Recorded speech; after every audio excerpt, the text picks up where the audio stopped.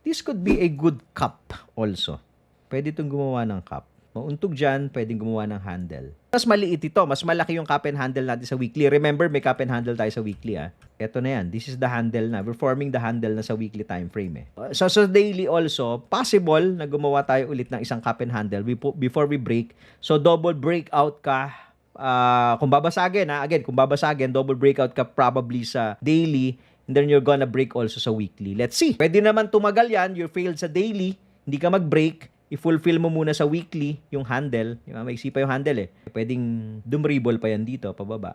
So, ibig sabihin, dito, hindi ka tutuloy. Hindi mo tutuloy ang basagin to. The market can get liquidity sa taas. As always, lagi niyang ginagawa. Okay, magwi-weak yan. Okay, magkakaroon ng tuldok dulo yung kandila doon, tapos babalik yung body sa loob nito.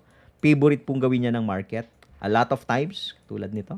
Okay, so be careful kasi yan, dyan nila nadadali yung mga newbies Katulad po niya, no? Pump. Tapos week lang binuhusan, di ba? So marami pong ganyan yung market. So be careful kasi alam nila yung mga newbies, FOMOnatics. Okay, gustong-gustong bumili pagka binabanatan yung market. O, binabanatan.